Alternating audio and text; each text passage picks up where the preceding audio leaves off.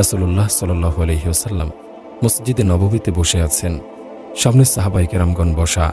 রাসূল সাল্লাল্লাহু আলাইহি ওয়াসাল্লাম বর্ণনা করলেন 3 ভাইয়ের কাহিনী। এক ব্যক্তির 3 ভাই ছিল এবং তার মৃত্যুর সময় সন্নিকটে। সে এক ভাইকে ডেকে বলল, ভাই, আমার কি করবে? আমি তো মারা যাচ্ছি। সে ভাই বলল, তুমি মরে গেলে আমি অন্যের হয়ে যাব, অপরিচিত হয়ে যাব। তখন সে দ্বিতীয় ভাইকে বলল, ভাই, আমি তো মরে যাচ্ছি, তুমি কি করবে? সে ভাই বলল, মৃত্যু পর্যন্ত তোমার চিকিৎসা করব, তুমি মরে গেলে কবরে দাফন করে চলে আসব। এরপর তৃতীয় ভাইকে জিজ্ঞেস করল, ভাই, আমি তো মরে যাচ্ছি, তুমি কি করবে? সে ভাই বলল, আমি সদা সর্বদা তোমার সাথেই থাকব, তোমার কবরে, তোমার হাসরে, তোমার হিসাব নিকাশের সময় পর্যন্ত আমি পাশে থাকব।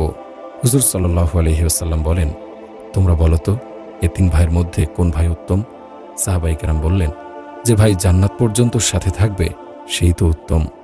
রাসূল সাল্লাল্লাহু আলাইহি ওয়াসাল্লাম বললেন, প্রথম ভাই হলো মাল, যে মৃত্যুর সাথে সাথে অপরিচিত হয়ে যাবে।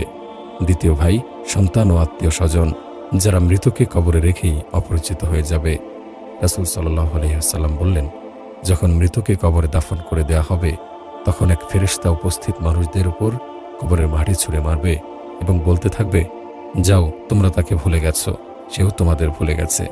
3 দিন পরে সমস্ত শোক, বেদনা, কান্না শেষ হয়ে যাবে। মৃত ব্যক্তির কথা আর মনে হবে না। কতজনে ভুলে যাবে, যারা খবর শুনে আসবে তারা চলে যাবে। কেউ বলবে, একজন ছিল, সে চলে গেছে। এভাবে নাম নিশানাও আর থাকবে না। রাসূল সাল্লাল্লাহু আলাইহি ওয়াসাল্লাম বলেন, এই তৃতীয় ভাই হলো তোমাদের আমল, যে তোমাদের সাথে কবর, হাসর, মিজান, ফুলসিরাত, জান্নাত পর্যন্ত তোমাদের সাথে থাকবে। ভাই ও বোনেরা, আজ আমরা কিসের পেছনে পড়ে আছি? আমাদের সকল চিন্তা, পেরেশানি, আমাদের সাজ সজ্জা নিয়ে, আমাদের সকল পেরেশানি বিয়ে ও চাকুরি নিয়ে। বড় বড় অট্টালিকা বানাবো, মিল ফ্যাক্টরি গড়ব, ধনবান হব, এ নিয়ে চিন্তা ভাবনায় মশগুল আছি।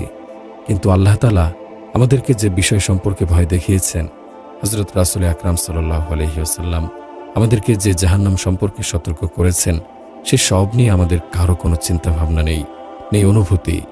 রাসূল সাল্লাল্লাহু আলাইহি ওয়াসাল্লামের ইরশাদ ফরমান, ওয়াহরুম মিনান নারি জাহাদাকুম, জাহান্নাম থেকে যত জোরে ভাগতে পারো ভাগো।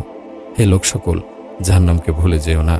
অথচ আজ দেখুন, কি যুবক, কি বুড়ো, কি গরিব, ধনী, সবাই কি দ্রুত গতিতে ছুটছে জাহান্নামের দিকে।